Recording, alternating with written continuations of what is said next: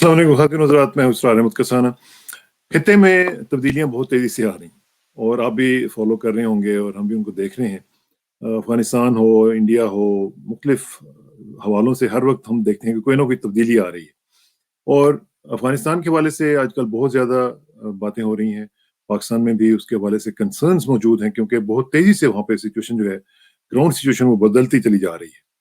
इसका भी इम्पैक्ट आज जांचने की कोशिश करेंगे। और दूसरी एक चीज़ मैं आपको बताना चाह रहा था कि अफ़गानिस्तान में अमेरिका ने एक नई मिलिट्री कमांड जो है वो सेटअप कर दी है, जो कि एम्बेसी बेस्ड होगी। यानी एम्बेसी में उसका दफ्तर होगा और उसी में बेस होके वो सारा कुछ देखेंगे। और जाहिर है कि बगराम एयरपोर्ट आपको पता है रात की तारीकी में अफगानिस्तान से वो निकल गए हैं, अमेरिकन को छोड़ के चले गए हैं जिस तरह भी उनको मुनासिब उन्होंने समझा। और साथ साथ हम देख रहे हैं कि जो बाइडेन साहब हैं वो अवॉइड कर रहे हैं क्वेश्चंस को अफगानिस्तान के हवाले से। कल उनसे जब बात की गई, अफगानिस्तान के बारे में सवाल पूछा गया, तो उन्होंने कहा कि please talk about some happy things. तो अब वो उस पर बारे में ज्यादा बात भी नहीं कर रहे हैं। फिर दूसरी बात ये है कि जो टर्की है उसने भी ये कह दिया है कि अभी हम लोग श्योर नहीं है काबुल एयरपोर्ट के हवाले से, जो प्लान्स बनाए जा रहे हैं उसके हवाले से। तो ये चीजें जो है ये भी चलेंगी और उनके ऊपर भी डिस्कस करेंगे।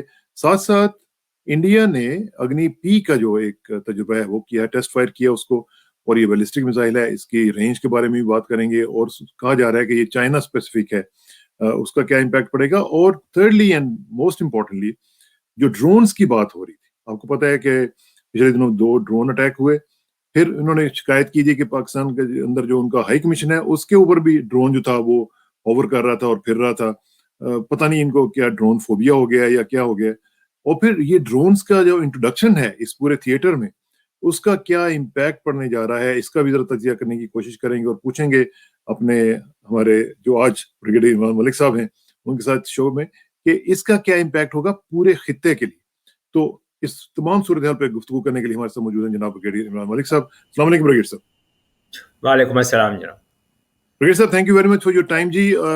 सबसे पहले तो मैंने इंट्रोडक्शन में ये बात नहीं की, लेकिन जो मोस्ट इम्पॉर्टेंट पिछले हफ्ते का वाकया है वो प्राइम मिनिस्टर इमरान खान की स्पीच थी जो कि नेशनल असेंबली में उन्होंने की। और ये लगातार एक सीरीज आ रही है जिसमें उन्होंने वाज़ेह तौर पर फॉरेन पॉलिसी के ऊपर अपनी जो एक लाइन है वो लोगों को बता दिया है कि मेरी लाइन ये होगी।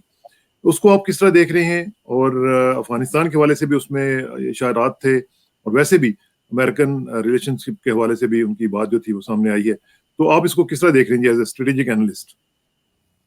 बहुत नवाजिश स्टार साहब, आपने अपने प्रोग्राम में शामिल किया।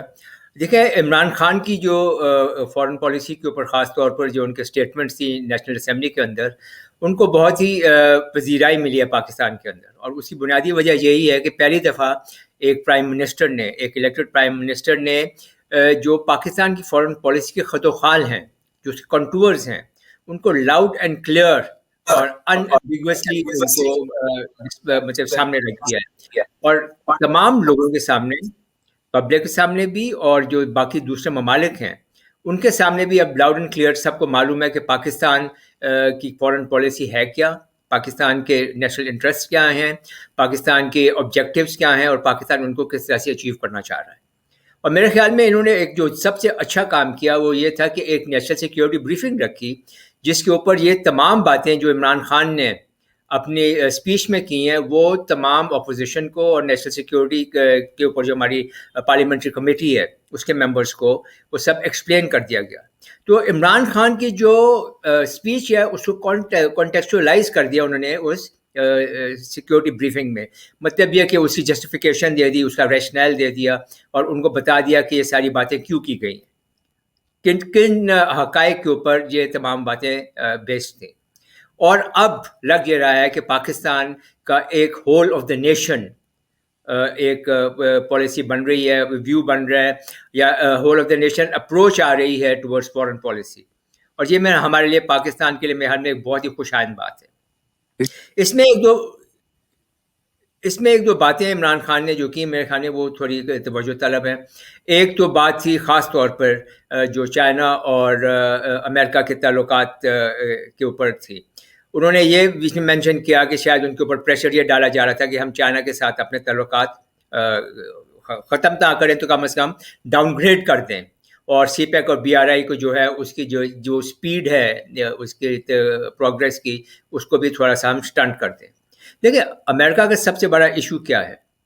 امریکہ کا سب سے بڑا ایشو یہ ہے کہ وہ یہ چاہتا ہے کہ جو اس کے دوست ہوں ہمارے بھی وہی دوست ہوں, اور جو اس کے دشمن ہوں ہمارے بھی وہی دشمن ہوں.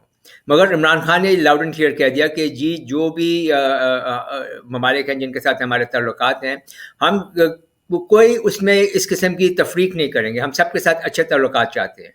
اگر امریکہ یہ کہے گا کہ چائنا کے ساتھ اپنے تعلقات کو خراب کر دو تو ہم نہیں کریں گے. مگر اس کا یہ مطلب نہیں ہے کہ اگر چائنا یہ کہے گا کہ آپ امریکہ کے ساتھ اپنے تعلقات خراب کر لو تو ہم وہ بھی کر دیں گے. تو مطلب کہنے کا یہ تھا کہ پاکستان کی فارن پالیسی کے اوپر ابھی کوئی کسی قسم کا ویٹو نہیں ہوگا کسی کا بھی, اور صرف وہ پاکستان کی فارن پالیسی جو ہے وہ صرف پاکستان کے نیشنل انٹرسٹ کو ہی پرسو کرے گی.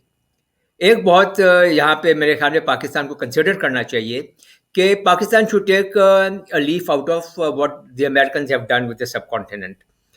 mid-90s میں جب پریزیڈنٹ بل کلنٹن کی گورنمنٹ تھی تو انہوں نے امریکن اپروچ ٹو دا سب کانٹیننٹ کو ڈی ہائفنیٹ کر دیا تھا, انڈیا اور پاکستان کو ڈی ہائفنیٹ کر دیا تھا, اور انہوں نے یہ پالیسی اختیار کی تھی کہ انڈیا کو اور پاکستان کو وہ انڈیپینڈنٹ آف ون اندر ڈیل کریں گے, کہ جو وہ ڈیل پاکستان کے ساتھ کرتے ہیں اس کا کوئی ایفیکٹ یا امپیکٹ انڈیا کے اوپر نہیں ہونا چاہیے, یا انڈیا کے کوئی اعتراضات اس کے اوپر نہیں ہونے چاہیے, اینڈ وائس ورسا.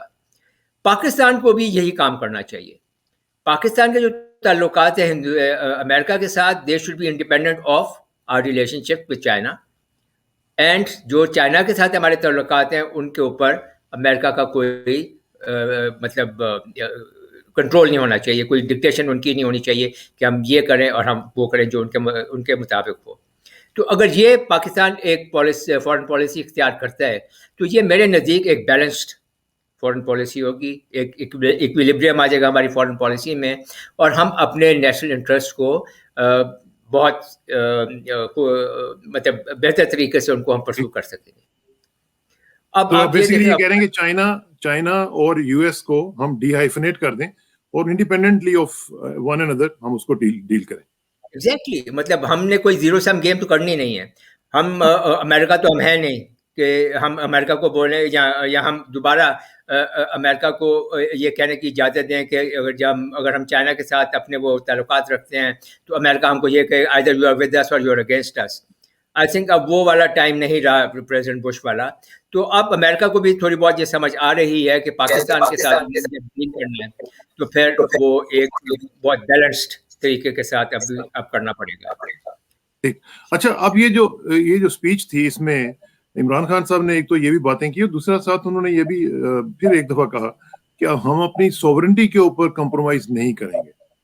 اب یہ جو اس طرح کا جو میسج دینا ہے یہ تو کافی بلنٹ قسم کا میسج نہیں تھا کہ اس کو تھوڑا سا ملفوف انداز سے بھی کہا جا سکتا تھا.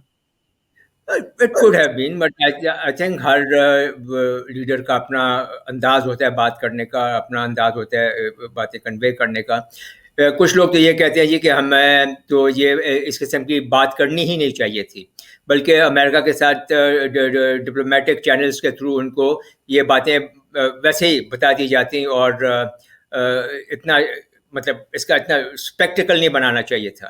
بہرحال وہ تو ایک لیڈر کی اپنی پرسنل اسٹائل ہے اس کا بات کرنے کا. لیکن کیا اس میں یہ بھی تو ہو سکتا ہے نا, اس میں یہ بھی بات ہو سکتی ہے کہ پہلے ہو سکتا ہے کہ جو ون آن ون چینلز چل رہے تھے یا ڈپلومیٹک چینلز چل رہے تھے اس میں یہ باتیں کلیئر کر دی گئی ہوں اور پھر بھی نہ مانی گئی ہوں, تو پھر انہوں نے سوچا ہوگا کہ چلیں آپ پبلک چینل پہ آ کے بات کر لیں. ایک وجہ یہ بھی ہو سکتی ہے. دوسرا ہو سکتا ہے کہ پریمپٹ بھی کیا ہو کہ اگر فار ایگزامپل انہوں نے ہم سے بیسز مانگنی ہیں اور اگر ہمارے لوور لیول کے اوپر وہ انکار کر دیا گیا ہے یا یہ کہہ دیا گیا ہے کہ بھئی یہ ممکن شاید نہ ہو, تو اس چیز کو پریمپٹ کرنے کے لیے کہ اگر کسی سٹیج کے اوپر امریکن پریزیڈنٹ فون کر کے پرائم منسٹر عمران خان کو کہتے ہیں کہ ہمیں بیسز دیں, تو پھر عمران خان کے لیے شاید تھوڑا مشکل ہو جاتا اس وقت ہاں یا نہ کرنا یا اپنے آپ کو کمٹ کرنا either way. تو اس سے بہتر حال یہی تھا کہ اس کو پریمپٹ کر دیا جائے کہ پاکستان نے اپنی فارن پالیسی ابھی جو آبجیکٹیو ہیں بالکل لاؤڈ اینڈ کلیئر بتا دی ہیں. اب امریکنس کے اوپر یہ ہے کہ وہ آگے اس کے اوپر کس طرح سے ریئیکٹ کرتے ہیں یا اس کا رسپانس. لیکن انہوں نے ریئیکٹ کرنا شروع کر دیا ہے بریگیڈ صاحب. اگر آپ دیکھیں आप वो देखें जो पाकिस्तान को उन्होंने वो चिल्ड्रन की जो लिस्ट है जो फौजियों के हिसाब से भर्ती हो रहे हैं उनके अंदर डाल दिया, और उसके साथ साथ अब ये भी कहा जा रहा है कि बिलावल साहब को भी जो बुलाया गया है इसमें भी कुछ ना कुछ लोग कह रहे हैं कि there is something wrong somewhere. अच्छा, अब ये जो चीजें हैं ये तो रिएक्शन तो आने शुरू हो गए हैं। बिल्कुल आ रहे हैं, और आप ये भी देख लें कि टेररिस्ट एक्टिविटी भी पाकिस्तान में ज़्यादा हो गई है। जो चाइल्ड सोल्जर्स प्रिवेंशन एक्ट वाली बात है उसमें तो मेरे ख्याल में उन अमेरिकन को अपने गिरबान में झांकना चाहिए। इन लोगों ने वो तमाम मुजाहिदीन, वो तमाम बच्चे हमारे जो हमारे मदरसों से निकाल कर सोवियत यूनियन के खिलाफ इस्तेमाल किए, तो उस वक्त इनको चाइल्ड सोल्जर्स याद नहीं आए। और अब जबकि पाकिस्तान अपने दो पाँव पे खड़ा होकर अपनी कमर सीधी करके अपने नेशनल इंटरेस्ट को परस्यू करना चाह रहा है, तो अब इनको वो तमाम चीज़ें याद आ रही हैं कि जो कि अभी इस वक्त मौजूद भी नहीं है। पाकिस्तान की आर्म फोर्सेस, पाकिस्तान की सिविल आर्म फोर्सेस, पाकिस्तान की जो पैरामिलिट्री फोर्सेस हैं, उनमें कोई बच्चे नहीं हैं।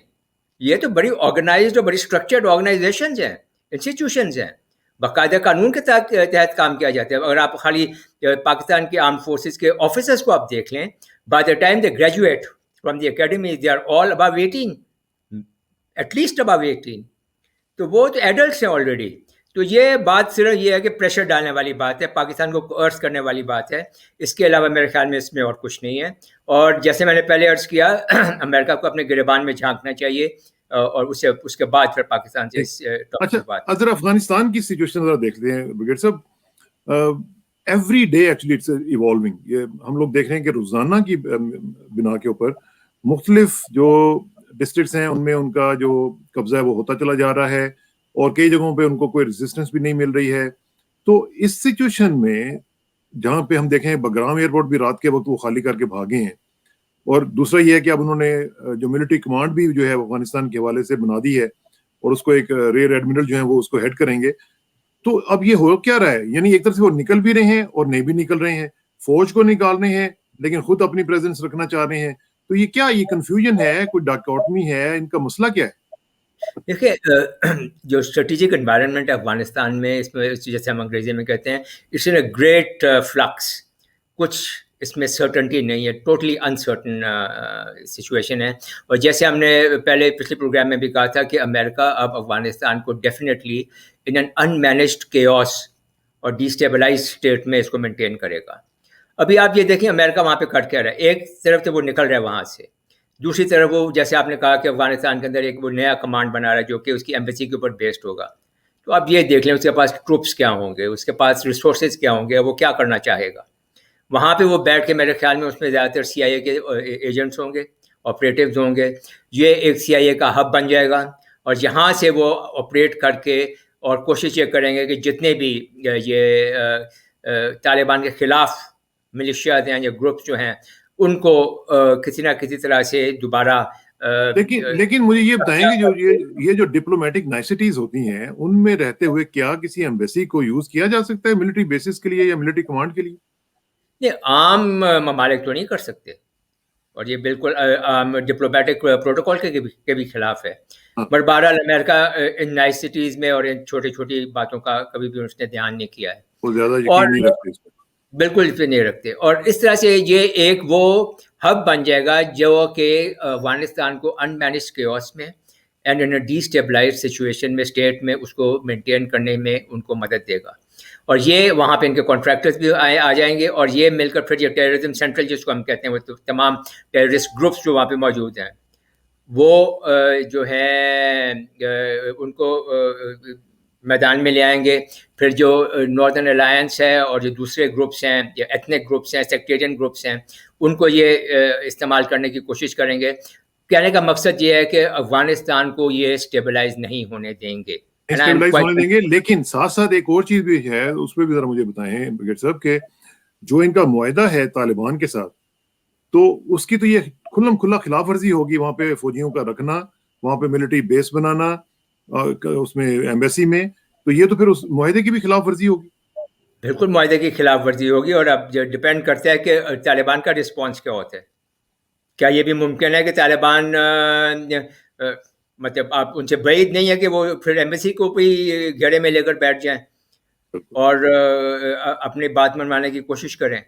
تو بہرحال یہ ابھی ایک ایسی ایوالونگ کیونکہ دیکھیں نا سچویشن. برگیڈ صاحب، اگر 650 ٹروپس جس طرح وہ کہہ رہے ہیں، اب اس میں زیادہ بھی ہو سکتے ہیں، کم بھی ہو سکتے ہیں، لیکن 650 کا تو نمبر انہوں نے خود دیا، اور ہم نے اپنے پروگرام میں سب سے پہلے بتایا تھا کہ 650 جو ٹروپس ہیں وہ انہوں نے رکھنے ہیں وہاں پہ، اور انہی کے لیے یہ وہاں پہ ملٹری کمانڈ جو بنا رہے ہیں. تو یہ تو کھلم کھلا اس معاہدے کی خلاف ورزی ہوگی، اور پھر یہ دعوت دینے کے مترادف ہوگا طالبان کو کہ آئیں ہم پہ اٹیک کریں اور پھر ایک معاملہ شروع ہو.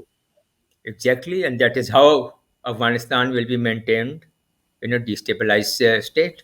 دیکھیں یہاں پہ ابھی طالبان، میرے خیال میں 3 آپشنز ابھی طالبان کے پاس ہیں.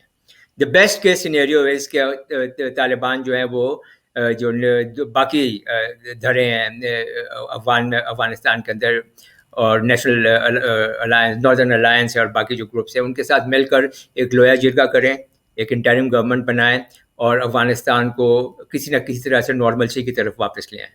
دس از دا بیسٹ کیس سینیریو.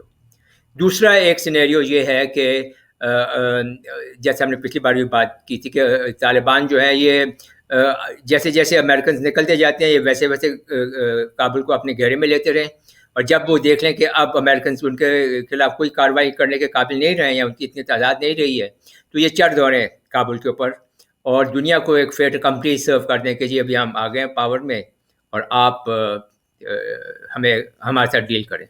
اور جو ورسٹ کیس سینیریو ہے وہ یہ ہے کہ یہ اسی طرح سے کابل کے اوپر چڑھائی کریں اور باقی جو تمام دھڑے ہیں افغانستان کے اندر، سیکٹیرین گروپس ہیں اور جو لنگوسٹک گروپس ہیں، ایتھنک گروپس ہیں، یہ ٹیررسٹ گروپس جو ہیں، اور جن کو موسٹ پروبیبلی یہ جو ایک ہب بنا رہے ہیں امریکنز وہاں اپنی ایمبیسی کے پاس، وہ ان کو ایکسپلائٹ کریں، تو ایک سول وار جو ہے وہ یقینی طور پر شروع ہو جائے گی افغانستان کے اندر. اور یہ سول وار جو ہے اس کو پھر کوئی کنٹرول کرنے والا نہیں ہوگا. اور اگر یہ سول وار بہت زیادہ پھیل گئی تو میرے خیال میں پاکستان جو اپنے خدشات کا اظہار کر رہا ہے کہ خالی ریفیوجیز آئیں گے، پاکستان کو اس سے زیادہ بڑے خطرات کا سامنا ہے. ریفیوجیز تو سب سے کم تر خطرہ ہے. سب سے بڑا خطرہ یہ ہوگا کہ افغانستان بلکنائز ہو جائے گا آن سیکٹیرین بیسس، آن ایتھنک بیسس، آن لنگوسٹک بیسس.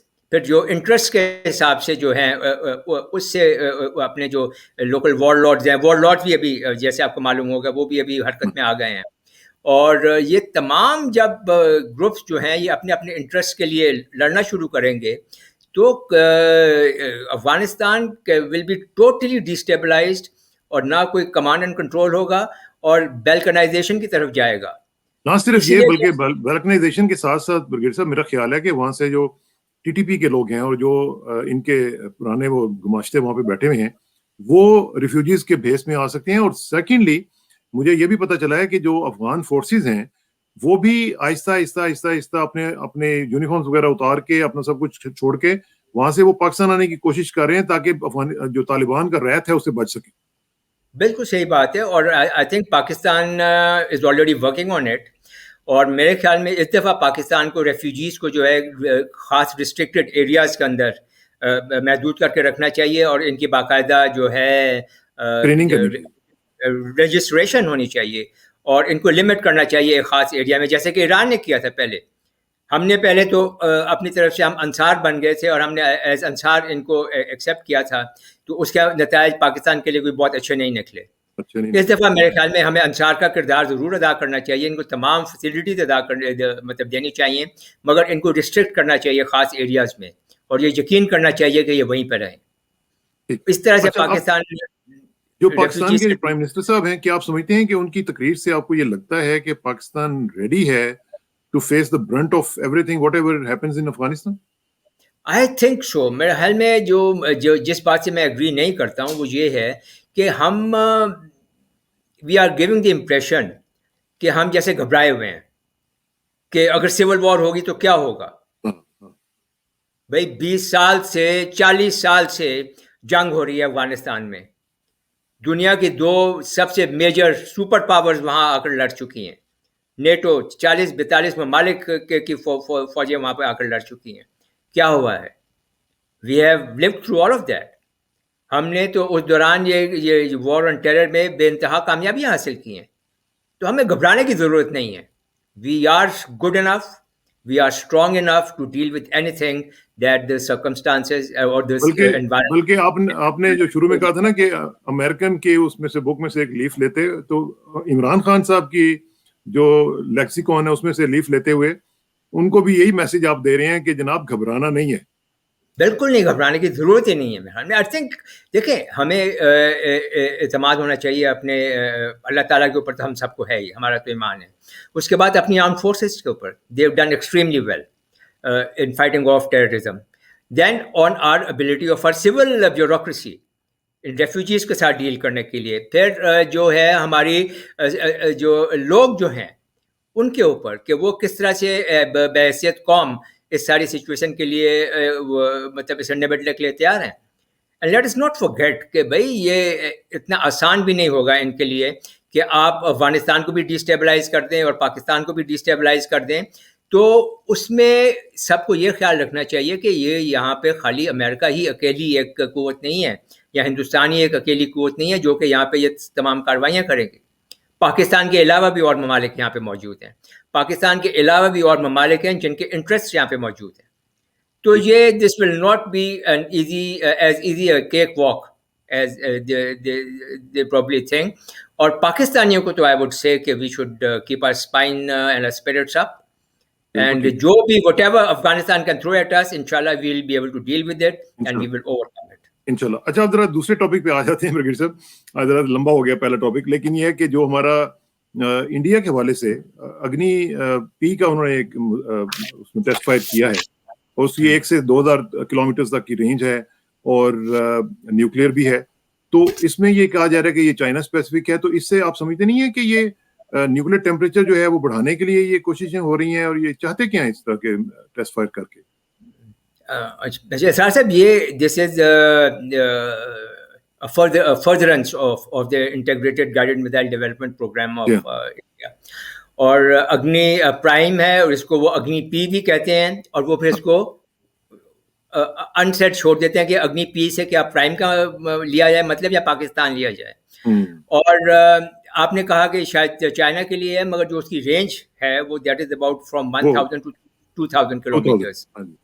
तो वो मेरे ख्याल में शायद चाइना के खिलाफ इतना ज़्यादा कारामद ना हो, क्योंकि चाइना की डेप्थ बहुत ज़्यादा है. अग्नि 5 तो है ना चाइना के लिए, अग्नि 5 है, और वो जो वो हर लेवल के उनके पास मतलब शॉर्ट रेंज मिसाइल्स हैं, मीडियम रेंज बैलिस्टिक मिसाइल्स हैं, then intermediate range, and then intercontinental ballistic missiles भी हैं. तो मुख्तलिफ रेंजेस के उनके पास मिसाइल्स हैं.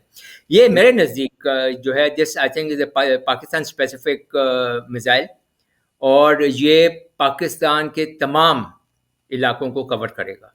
अगर हम इस मिसाइल की एक दो बातें देख लें कि ये कैनिस्टराइज्ड है, यानी कि कैनिस्टर के अंदर, और इसमें कॉम्पोजिट मटेरियल्स इस्तेमाल किए गए हैं, नया प्रोपल्शन सिस्टम है, नए प्रोपेलेंट्स हैं इसके अंदर, और कॉम्पोजिट मटेरियल्स के साथ इसकी रॉकेट मोटर्स की जो केसिंग्स वगैरह बनी हुई हैं.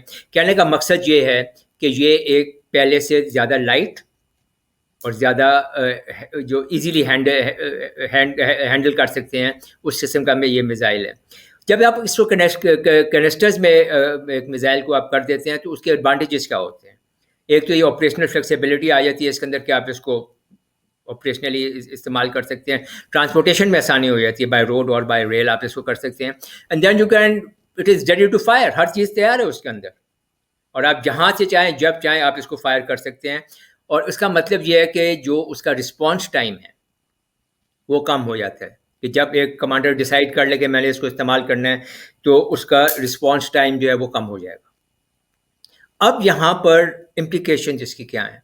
देखिए, आम तौर पर जो न्यूक्लियर मिसाइल्स होते हैं उनको हम अनमेटेड रखते हैं. जब हम अनमेटेड कहते हैं इसका मतलब ये है कि उसका वॉर हेड अलग है और मिसाइल और जहाँ डिलीवरी सिस्टम है वो अलग है. उसके एडवांटेजेस ये हैं कि जब भी ऐसे हालात ख़राब हों तो गवर्नमेंट्स जो हैं उनको काफ़ी टाइम मिल जाता है कि वो तसल्ली से सोचें, और एक नी जर्क रिएक्शन ना हो कि इधर कुछ जंग शुरू हुई और उधर उन्होंने न्यूक्लियर मिसाइल्स चलाने शुरू कर दिए. तो थोड़ा टाइम, एक लैग आ जाता है गवर्नमेंट्स के पास इसको देखने के लिए. देन इट ऑब्विएट्स या इट फोरस्टॉल्स या एक्सीडेंट्स को रोकने में ये मदद देता है कि एक्सीडेंटली कोई मिसाइल कोई फायर ना कर दे, या रोग एलिमेंट्स ٹھیک بات. فار ایگزامپل جو اگر اسٹریٹجک فورس کمانڈز جو ہیں یا اسٹریٹجک فورسز میں روگ ایلیمنٹس آ جائیں, آر ایس ایس کے ایلیمنٹس آ جائیں, ہندوتوا کریزڈ ایلیمنٹس وہاں پہ آ جائیں, اور وہ اپنے تئیں ڈیسائیڈ کریں کہ بھائی جو ہندوستان کے دشمن ہے خاص طور پہ پاکستان, اس کو سبق سکھانا چاہیے. تو اگر ایک ایسا میزائل ہوگا جو کہ مکمل طور پر تیار ہے تو اس کو تو پھر چلانے میں ان کو کوئی مسئلہ یا پرابلم نہیں ہوگا. تو یہ ایک بہت بڑا خطرہ ہے. فالس الارمز ہو سکتے ہیں کہ جی پاکستان نے چلا دیا تو وہ ایک دم سے اس کا وہ جواب دیتے, بعد میں پتہ لگے یہ تو فالس الارم تھا. یا ایک مس کیلکولیشن ہو سکتی ہے کہ جی حالات اتنے خراب ہو رہے ہیں کہ اب تو یہ ہو ہی جائے گا, تو ہم پریمپشن کر دیتے ہیں, بعد میں پتہ لگے کہ ایسی بات ہی نہیں تھی.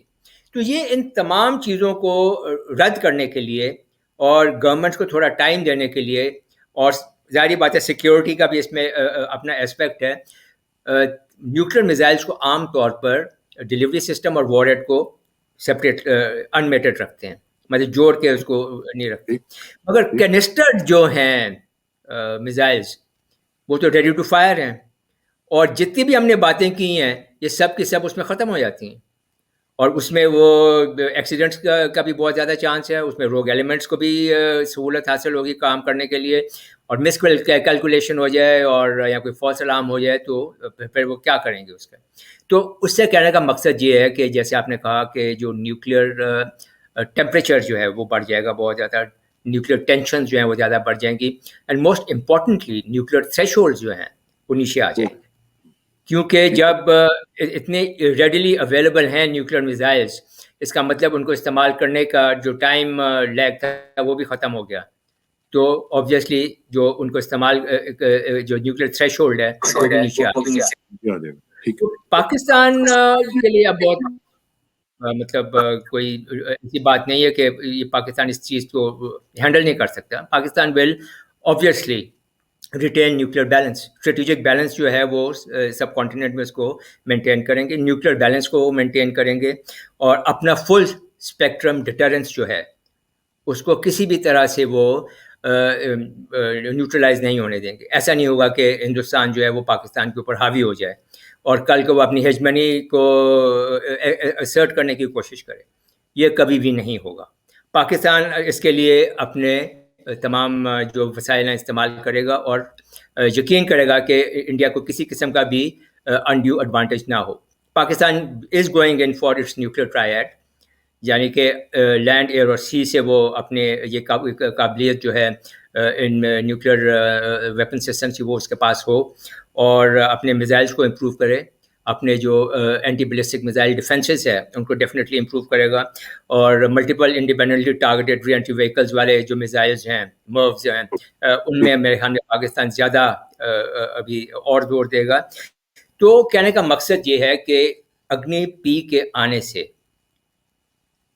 the balance of terror in the subcontinent has increased, اور اس کی انٹینسٹی جو ہے وہ بہت زیادہ بڑھ گئی ہے. اب آپ یہ دیکھیں کہ اس قسم کے میزائل جیسے اگنی پی کی ہم نے بات کی ہے, they will replace India's Agni 1, Agni 2, Agni 3 and پرتھوی 2, جو یہ اسی رینج کے جو میزائلز ہیں, اور وہ سارے کے سارے ابھی کینسٹرائزڈ آ جائیں گے. اور جب وہ کینسٹرائزڈ آ جائیں گے تو اس کا مطلب یہ ہے کہ ان کا انڈیا کی جو اسٹریٹجک کمانڈ فورسز جو ہیں ان کا رسپانس ٹائم اتنا کم ہو جائے گا. That means Pakistan must also have a compatible system کہ جس کے اندر پاکستان کا بھی رسپانس ٹائم کم ہو, بلکہ ان سے بھی کم. تو جب یہ جو کیا کہتے ہیں عام چل پڑے گی تو پھر ظاہری بات ہے کہ نیوکلیئر جو انوائرمنٹ ہے وہ اتنی خراب ہوگی, نیوکلیئر تھریش ہولڈ اتنے نیچے آئیں گے, اور نیوکلیئر وار کا جو خطرہ بڑھ جائے گا. اور ہمیں یہ بھولنا نہیں چاہیے, ہم بار بار اس کا ذکر بھی کرتے ہیں کہ دنیا کی 3 نیوکلیئر ملٹری میزائل پاورز جو ہیں they are clashing, interest clash in a very small area, and that is Kashmir. ٹھیک بات. اچھا آخر میں بہت ہی, چونکہ ٹائم بہت کم رہ گیا بلکہ اوور ہو چکا ہے, یہ جو ڈرونز کی ہم نے بات کرنی تھی, ہم اس میرے خیال اس کو تھوڑا سا ہم آگے پھر لے کے جائیں گے اگلے شو میں. یہ جو ڈرونز کا مسئلہ ہوا ہے اور جس طریقے سے اٹیک ہوا ہے وہاں پہ جموں ایئر بیس پہ بھی, اور پھر ہائی کمشنر نے بھی وہاں پہ پاکستان میں بھی کہا جی کہ ہمارے اوپر بھی گھوم رہا تھا, تو یہ جو ڈرون فوبیا ہے یہ کیا ہو رہا ہے, اور یہ ڈرونز کا جو انٹروڈکشن ہے اس پورے تھیٹر میں اس کا کیا امپیکٹ پڑے گا, ذرا مختصراً بتا دیں تاکہ اس کو پھر ہم بعد میں تفصیل سے اس پہ بات کر لیں گے. یار اس میں دیکھیں ڈرونس تو ابھی انٹروڈیوس ہو چکے ہیں اس ریجن کے اندر. چائنا, انڈیا, پاکستان, ہم سب کے پاس ڈرونس ہیں جو ریگولر فورسز کے پاس بھی ہیں. اور آذربائیجان کا بھی دیکھا ہوں. جی آذربائیجان میں بھی تو ان کا تو ہے بہت ہی اچھا وہاں پہ استعمال ہوا ہے ان کا. ابھی جو جموں ایئر بیس کے اوپر اور جو ادھر ادھر یہ انہوں نے بات چیت کی ہے, اب اس کے دو تین اس کے اسپیکٹس ہو سکتے ہیں. ایک یہاں تو یہ فالس فلیگ آپریشن ہے جس کے سب سے زیادہ چانسز ہیں, انڈینس نے یہ خود کیا ہے. دوسرا یہ ہے کہ اگر کشمیر فریڈم موومنٹ والوں کے پاس یہ ایک صلاحیت آ گئی ہے تو یہ انڈین جو اب ملٹری ہے اس کے لیے کافی ایک سوچنے کا مقام ہوگا کہ کیا کرنا ہے. اور جو سب سے امپورٹنٹ بات ہے کہ وہ یہ کہتے ہیں کہ یہ پاکستان نے کی ہے. اور مزے کی بات یہ ہے کہ وہ یہ کہتے ہیں کہ پاکستان کی طرف سے سینکڑوں, میں نے سے سینکڑوں آئی مین ہنڈریڈس آف ڈرونس کی جو سارٹیز ہیں وہ آ چکی ہیں یہاں پہ, اور کبھی وہ ہتھیار پھینک کے جاتے ہیں اور کبھی وہ سپلائز پھینک کے جاتے ہیں اور کیا کر کے جاتے ہیں. تو حیرانگی کی بات ہے, ان سے یہ پوچھنا چاہیے کہ بھائی اگر پاکستان کی طرف سے سینکڑوں دفعہ ڈرونز آ چکے ہیں تو آپ کی ایئر فورس کیا سو رہی تھی؟